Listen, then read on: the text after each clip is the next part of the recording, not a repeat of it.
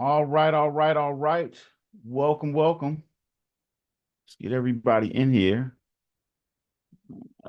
Welcome, welcome, welcome. Get started in 1 second. Good to see you all coming in. I know we're gonna have some more people coming in just a second. Just let me know in the chat where you're from, and if this is your first time on one of our lives, we'll get started in a few minutes. Going to be talking about a few things that are pretty interesting. Good to see you all.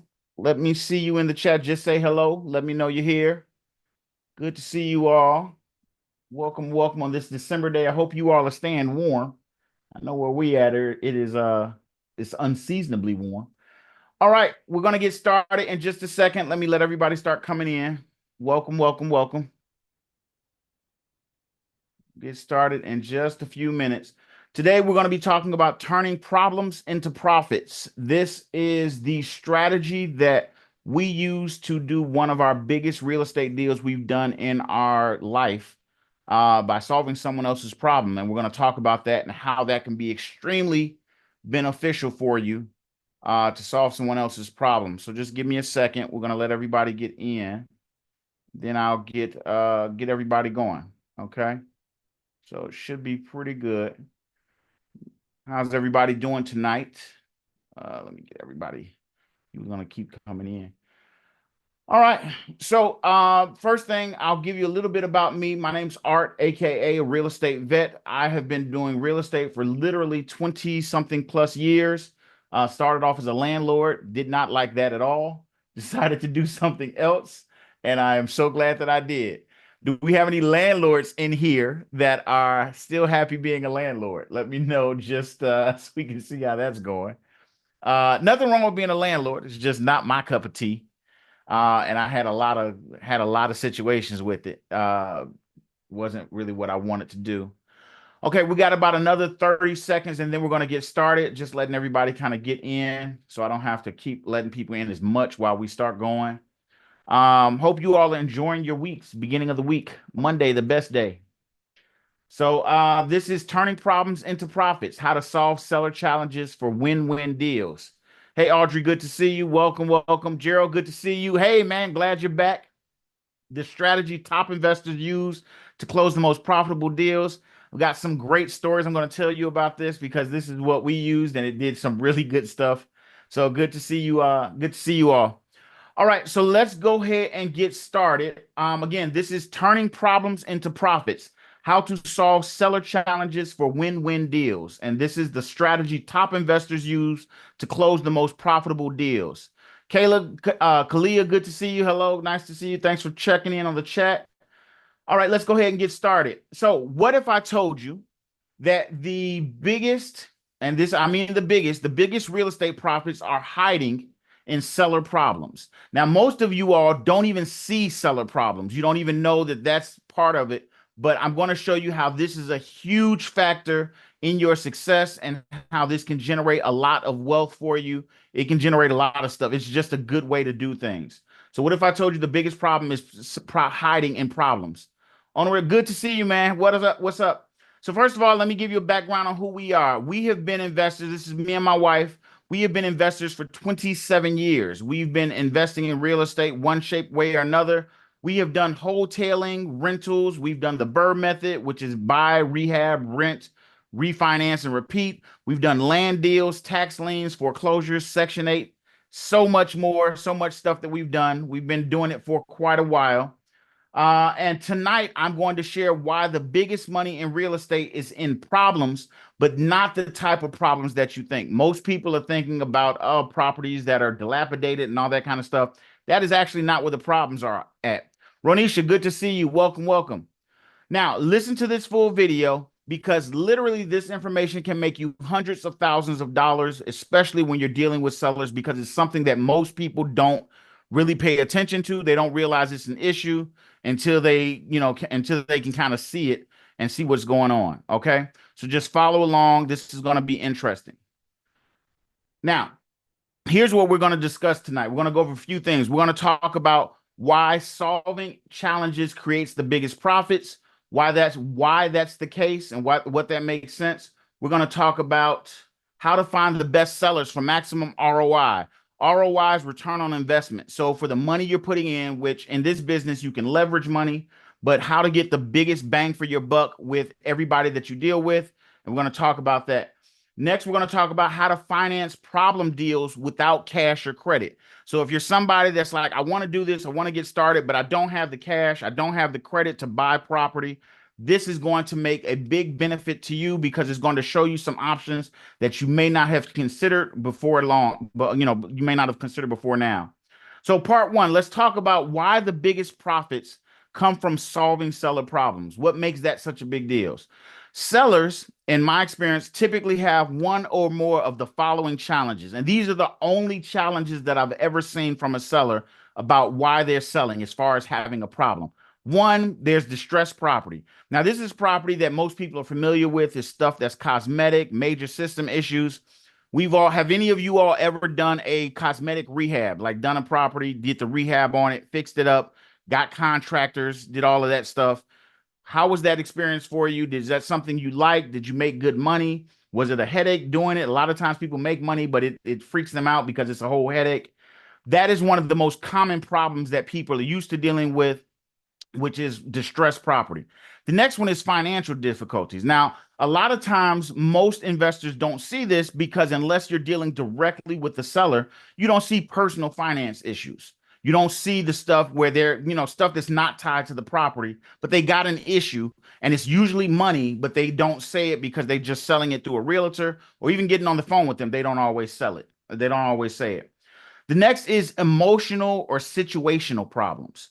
Now, that's stuff unrelated to the house or money, but selling would fix it. A good example of this would be something like think about a seller that they inherited their mom's house and they for their emotional reasoning, they can't go back to that house. This happens all the time where there are people that they just for emotional reasons or for maybe they're out of the state and they don't want to go back to the house, they can't go to the property and deal with the issue. So they just need to sell it because that would fix the issue. And then finally, there's time pressure to sell quickly. These are people that have any kind of issue related to time. Maybe they have a sale coming up. They need to relocate and they don't want to deal with the house when they relocate, all that kind of stuff. Those are the people that have time pressure to sell. Now, these are the most common and the four biggest ways that I see problems that come up on property. And they look in a little bit different forms as you go through it, but they're always usually tied to one of these four things. And I'm going to show you how you can capitalize on that and make some really good money, really just by doing some of the stuff other people refuse to do. Okay. When you solve a seller's problem, you create value. That value translates to profit. So literally, we know how to fix up a property and make some and create value because we fix the property up.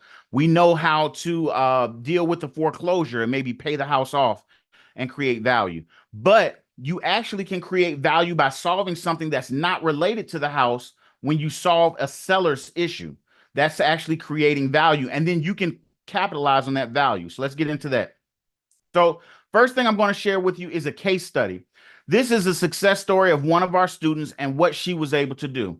This is Lisa. Lisa is a quick turn student. She's been working with us for a bit of time now. She's doing very well.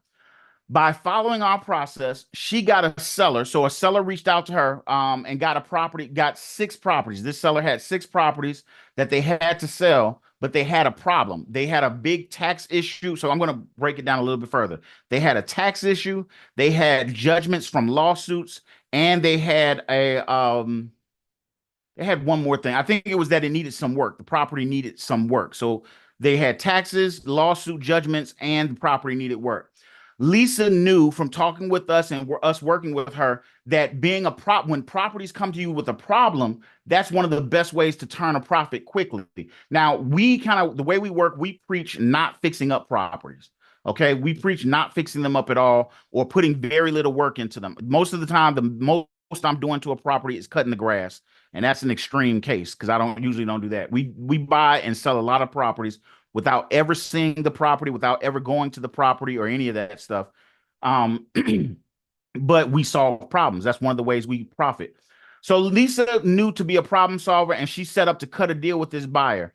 Now, she got these properties at an unbelievable price. 6 properties. What do you think the lowest price Lisa could have got these properties for? What would you think? Would you think $50,000 per property would be a good deal? Now remember, they did need some work, so they're not just, they're not just perfect.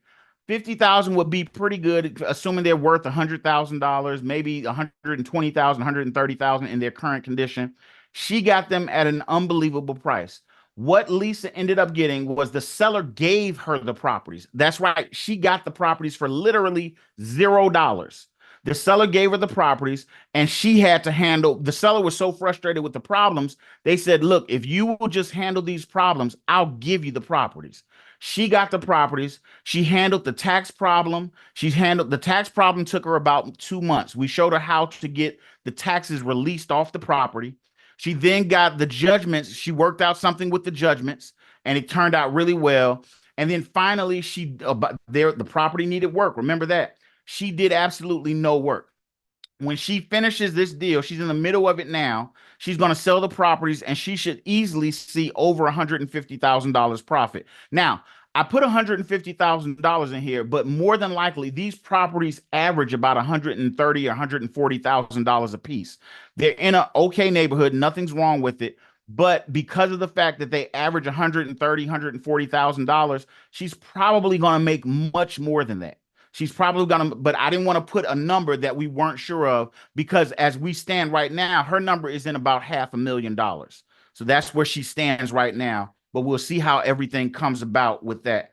As far as what she actually makes. But at a minimum, she's gonna see at least 150,000. And she did all of this by solving the seller's issues, not doing anything crazy, not doing anything, just solving the seller's issues. Now, it gets even better than this, but we'll come back to this, so follow along.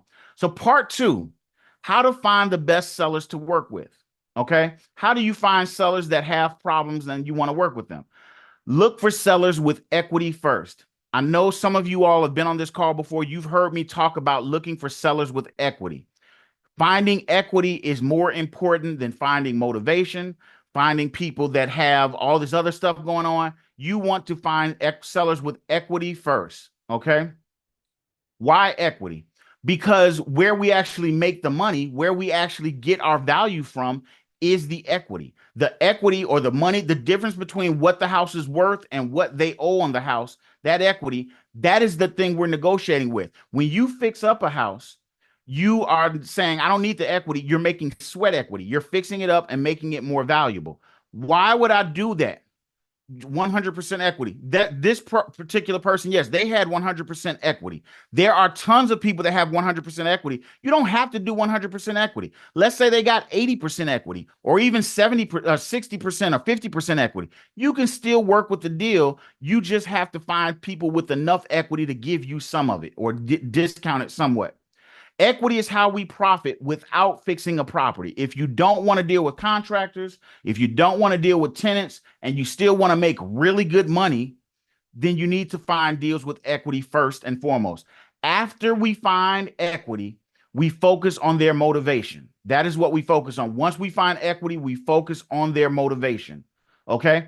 We solve their problems, and most of the time, their problem is that it just needs some action. Somebody to say, let me go do this, let me put this work in and make this thing actually function and do whatever it needs to do. But a lot of people just won't do that. I don't know what it is, but a lot of people won't do that. So that's what we're doing. We're solving their problems. Okay? So where do we find these sellers? Let's talk about that really quickly. These sellers are not on foreclosure lists. So if you're looking through lists and saying, let me find someone in foreclosure, this is not where you find these sellers. You won't know it, but it's just not the place. These sellers don't have dilapidated property.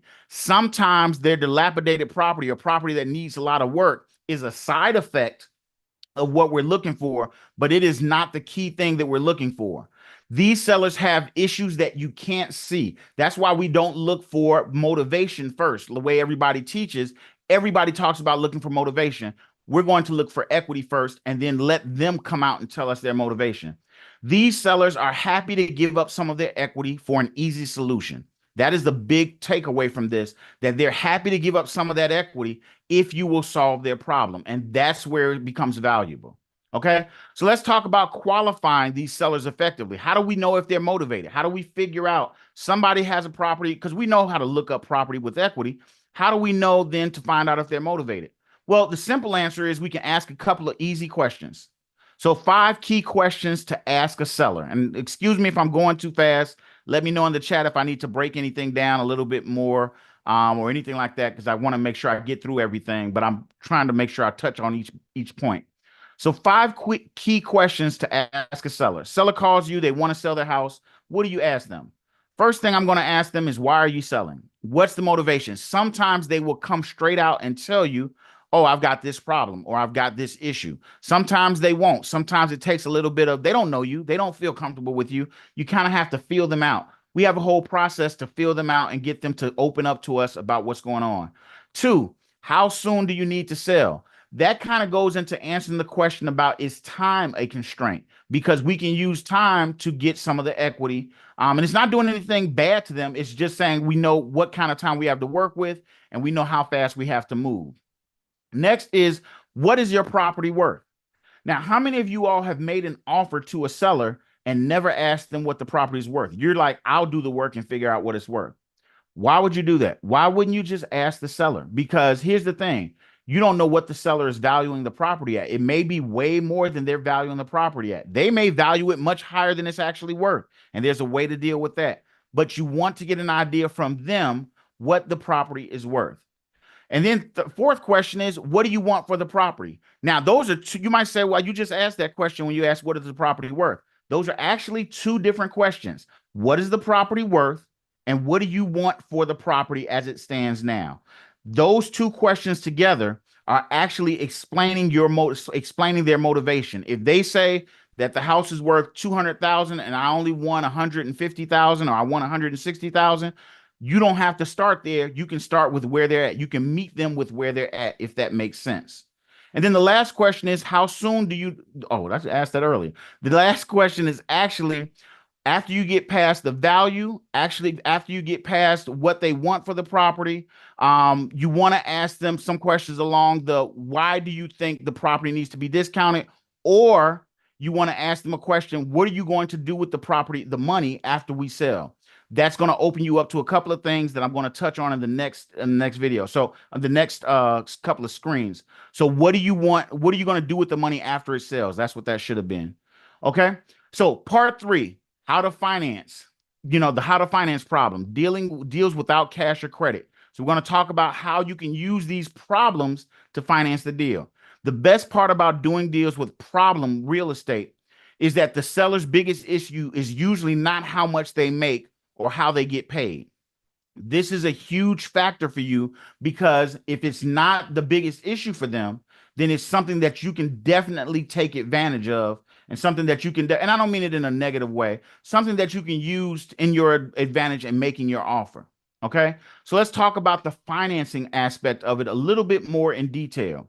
Since the property has issues, you can often use those same issues to negotiate favorable financing terms.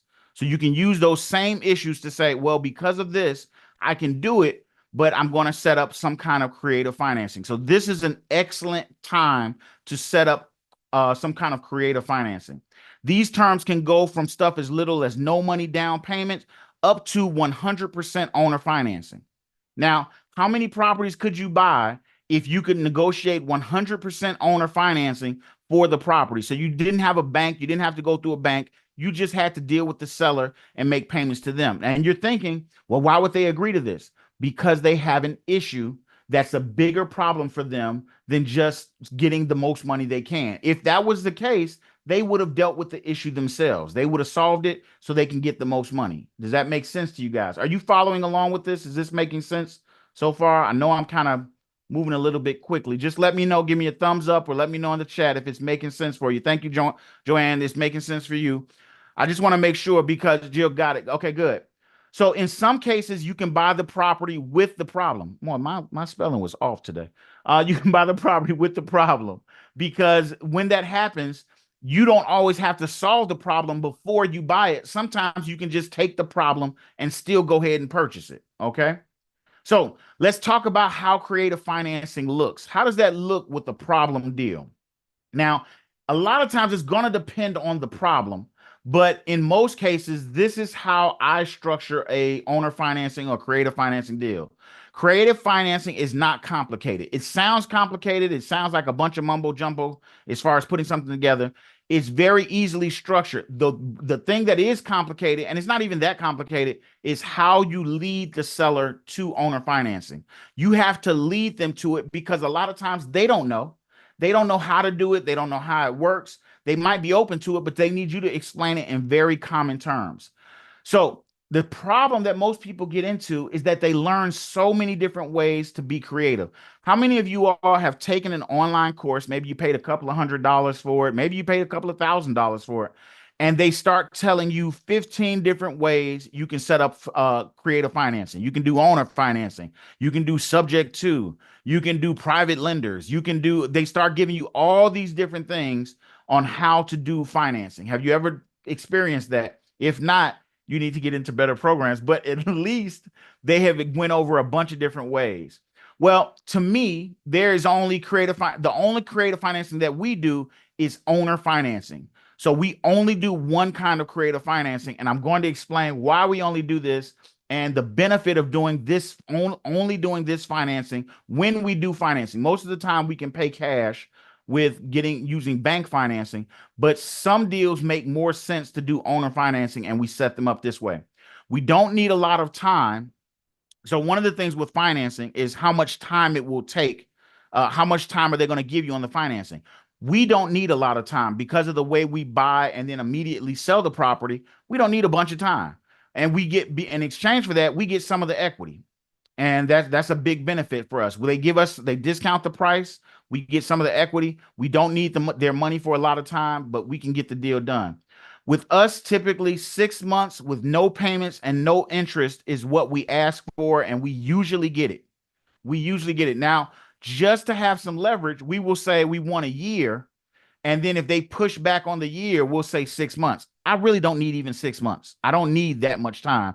So if I get the year, it really doesn't make me a difference. So I don't care. I only need about 6 months. Now they're in that 6 months. They're not getting any payment. They're not getting any interest on the money. Now you might say, well, why would they do it? Because I'm solving their problem, and people have problems that are bigger than them making some interest and some money. And it's the way you frame it.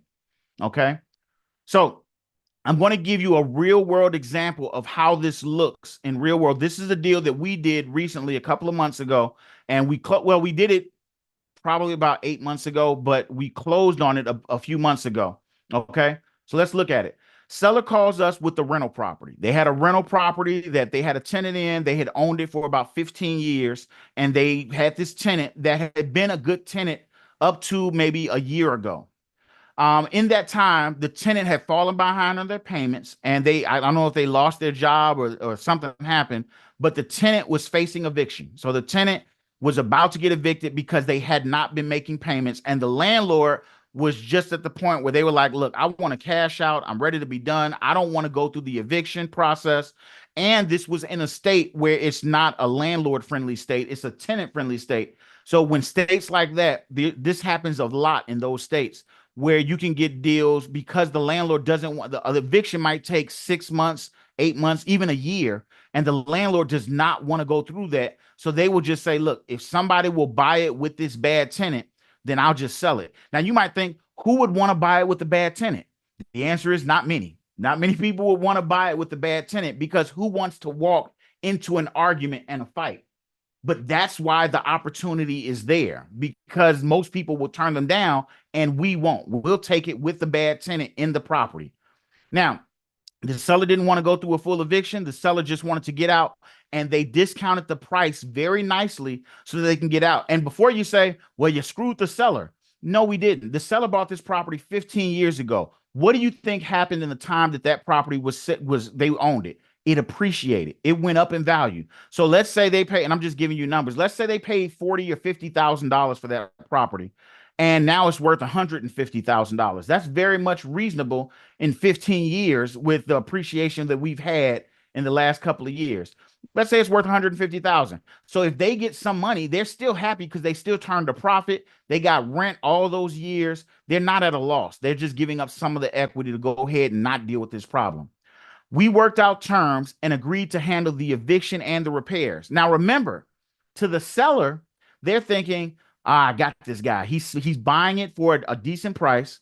He's going to handle the eviction, and who knows what condition this tenant is going to leave the property in, and I don't have to deal with that. So we had to buy a property without even knowing what condition it would end up in. Now, I'm going to explain how we did this, and we were able to bypass all of that. We got the tenant out. Once we closed on the property that the owner financed, we closed on the property and we were able to sell the property in, I want to say it was like 67 days. It wasn't 90 days. It was more than 60, less than 9. So about 2.5 months, we were able to sell the property. Now you might say, how did you sell it with the bad tenant?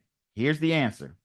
We solved the problem by paying the tenant to leave and sold it at a profit. Does that make sense to you guys? So instead of going through a lengthy eviction and fighting them and everything else, the tenant had a problem. The tenant couldn't afford the rent anymore. So instead of fighting them and going through a long eviction, we simply said, hey, we'll give you some money to leave. We ended up paying the tenant $4,000, Jill. Great question. We paid them about $4,000. But if you think about it, instead of going through a whole eviction and everything else, $4,000 was added onto the price, which we discounted off of the price to buy the property. So it's not like we paid it. We knew that we were going to pay the tenant. So we just discounted the price by enough to go ahead and still give the money to the tenant. So instead of paying just the seller, we paid the seller and the tenant. Now, why wouldn't the seller do that? Why wouldn't the seller just pay the tenant? Because morally and mentally, people are like, I'm not going to pay this guy that's behind on rent and owes me money. He should be paying me. Yes, he should. But we live in a real world, and a real world deal is to get the deal done. Yes, the seller was mad. The seller was frustrated. The seller couldn't see themselves paying the tenant. We paid the tenant and we walked away. The tenant was out. And here's the crazy part. Tenant cleaned the house up. They broom swept it clean because that was one of our requirements. If you wanted the money, they broom swept it clean. Property was completely vacant. They cleaned the yard, cut the grass. We didn't have to do anything. We just had to give them a certified check. When the day they turned over the keys, we gave them a check, took the property, put it on the market.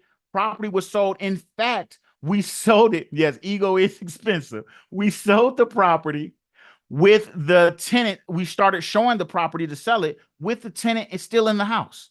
The tenant was still in the house. Now you would say, but the tenant's not going to let the person in there. They are when they know that we cut a deal with them and they're going to get $4,000 and they don't have to do anything other than clean up and move out. Does that make sense? This is solving a problem. This is a real world problem that somebody can face. We got the property for no money out of pocket. We didn't have to clean it up. All we had to do was literally think and solve the problem for the landlord. And then we got the deal. And the landlord still walked away with cash. We just walked away with some of the cash for solving the issue. Okay. So this is a win-win formula for people. It does not, listen, in this business, a lot of times people think that it has to be like a they lose, I win kind of scenario. And it does not have to be that way. You don't have to get all the coins, but neither do they. They give you some of the coins for your expertise, for your work, and they make a profit, and so do you. The happy seller plus a profitable deal equals long-term success. In my experience, it is better to put together a deal that's reasonably profitable for you, reasonably profitable for the seller, and everybody walks away happy than it is to try to get over on the seller. When you've got multiple deals going, when you build up a system that constantly has deals coming in, you don't have to go through cheating or pushing a seller to only make a couple of, literally you're fighting over $5 or $6 or $10,000 or $20,000. It's not when you're going to make 40 or 50 or 100 or $150,000. It's not worth it. You can let them win. You can win as well, and it will bring you long-term success. It's how we run our business. Okay. You don't have to cheat anyone to be successful. So if you feel that this business morally for you, it's like, I don't want to cheat people, that's just not the case. You're not cheating anyone. You're not hurting anyone. This is just how you can do business in a successful way by solving problems. It's no different than if you call, I don't know if you all remember this show. It was a show called with Olivia Pope on ABC. I don't remember the name of the show, but she was a problem solver. She was a problem solver. People would come in, they would have a problem. It was like really high level people, like presidents and stuff like that. They would have a problem, and she would come in, solve the problem, and everybody walked away happy, or at least not as damaged as they could have been. That's the same thing we're doing. We're just doing it with real estate. And as you can see in that show, it paid very well, and we're getting paid very well to do it. Okay. Sellers will thank you for solving their problems. I have literally had sellers at closings get off the table, get from the table and give us a hug and thank us for solving their problem because they're just happy. Scandal. Thank you, Jerry. I couldn't think of the name of the show. Thank you. So the show is Scandal. Sellers will thank you for solving their problem. So you can be like Olivia Pope. I can remember Olivia Pope, but not the name of the show. You can be like Olivia Pope and you can solve people's issues and you can make great money doing it. And you don't have to have all the money and credit in the world. Imagine, I want you to imagine this for a second. Imagine consistently finding and closing deals where both you and the seller win. There was no one-sided win. How many of these no money deals could you do? How many of these could you do in a month or in 2 months or 6 months? How many of these would you need to change your finances, to pay off debt, to get in a place where you don't have to work your job if you don't want to? These are real world deals that happen every day in every neighborhood. These type of deals are a small part of our overall quick turn strategy. We do these deals along with deals that we finance for cash. And this is what allows us to do multiple deals consistently and bring in really good cash flow and build a business. And you can do the same thing. So now some of you that are new, you might be thinking something like, I don't know where to start, or I don't have money or credit. Or maybe you're thinking, what if I make a mistake? And 1 second. Curious, typically for your students, how long from the time you do mailing until you get a contract? What's the timeline? So it depends on a couple of factors. So there's some stuff you got to do before you even get into how you're going to distribute and market. But typically, if I were to put something, I would say anywhere from it ranges. In fact, if you saw Yolanda's story, Yolanda's story, she did her first actual distribution of marketing. And she got her first deal, and it was $130,000 deal within a month. Some people, it might take 3 months. Some people, it just depends completely on their area and how diligent they are with doing the work. There are things you have to do once you do those things and set it up. And here's the thing: what typically happens is you don't get one deal. You might get 2 or 3 or 5 deals because it's a funnel that's constantly bringing in deals. So it really just depends on your market and what happens. But I will tell you this: some students have said, oh, I'm not getting any deals. And then the next day they're literally saying, okay, I got 3 people. I don't know what to do. And they're scared when they don't have any deals. Then they're scared when they have a lot of deals and they don't know what to do. And we have to guide them through that. And it's a mindset. Yeah, they go from one fear to the other literally in a day. It's ridiculous. So then they're saying, what if I make a mistake? What if I don't know what I'm doing? We'll show you exactly how to overcome these hurdles with a step-by-step system. Listen, most of this is not the process. I know that's going to sound weird. Most of the issue with being successful in this is not the process. Most of the issue is the mindset people have, because people are in the mindset of doing one deal and then they don't want to do any more. Or they're in the mindset of doing, while they're working on a deal, they don't want to talk to other sellers and try to put together deals. You have to look at this as a business model, and your business is transacting in real estate, not just you're buying a piece of real estate. That's not the business. It does not take much to buy a piece of real estate. To build a business that's sustainable and makes you really nice money, that takes a different mindset. Okay. So if you've seen this and now you're looking at it like, okay, all right, you got me. Let me see what this is about. If you want help building your own real estate business, then let's talk about where you want to go and what you want to do. What do you want to actually build? How does that look? We can help you set up a strategy. I'm going to put a link in the chat, and this is the link for to set up a call with us. You can click on the link and it'll give you my calendar and you can set up a call with me. I promise you this: on the call, there is no selling. There is no pushing you to go ahead and buy something that doesn't make sense for you. In that call, it's very simple what we do.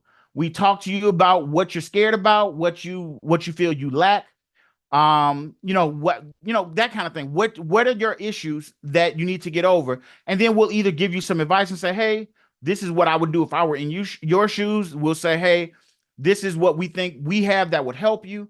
And then it might make sense for us to work together and we can talk to you about that.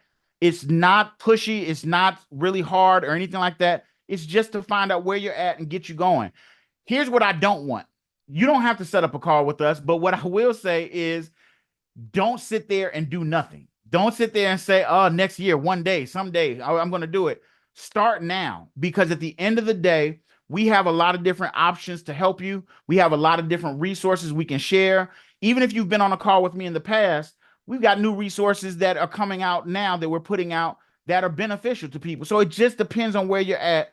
And we can talk to you about it. DM me on Facebook Messenger to learn more about the quick turn strategy. Again, my name is Art. I'm in the group. If you're part of the group, if you're not part of the group and you just joined this call, join our free group, because if you join the free group, you can get a lot of training. We share a lot of resources, infographics, all that. If you're in the group, set up a call with us. We'll be happy to talk with you. We're growing, we're getting people on board, and we're having some great successes. Some of our students are making really good money. Like I said before, the Yolanda story, if you haven't seen that, go back and look at the Yolanda story in the group. She did $130,000 profit on her first deal, and she did it with no cash out of pocket. I'm not a big benefit. It's great to do a deal with no cash out of your pocket. I don't care. I don't care. That's not the biggest benefit. The biggest benefit is you do a lot of deals and you make some really good money. And then you can expand into commercial if that's where you choose to go and make even bigger money. The money is great. The timing is great. We want to build a network of people that we work with that go into commercial with us, but they've got cash from doing single family. It's just a bigger way of doing business and how you can expand and grow. So don't let anything slow you down. Don't let anything stop you. Set up a call, set up a call with us and talk with us. I'll be happy to talk with you and we'll get you going, guys. All right. I hope you all have enjoyed this call. I hope you all have had a good time. If you got any questions, drop them in the chat really quick. I'll be happy to talk with you. And then we can kind of go from there.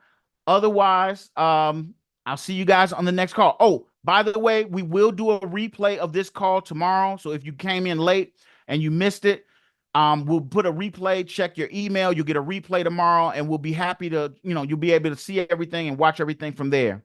All right. I hope you guys had a great time. I hope you learned something. Let me know if this kind of stuff is valuable to you. Is this something that you thought that, hey, this helps me, this is beneficial? No, Art, I wanted more context. This didn't make sense for you. I'm trying to give you steps. I don't want to leave people behind, but at the same time, I want to give you guys actionable stuff that kind of makes sense and a way to look at the business and what you can do. Okay. All right, guys, thank you. I'm glad. Okay, Fancy, great information. Glad you enjoyed it. Ronisha, glad you enjoyed it. Set up a call. Let's talk. Let's see where you're at. Doesn't matter if you think we can help you or not. We got great information for you either way. Look forward to seeing you guys and talk to you later. Bye-bye.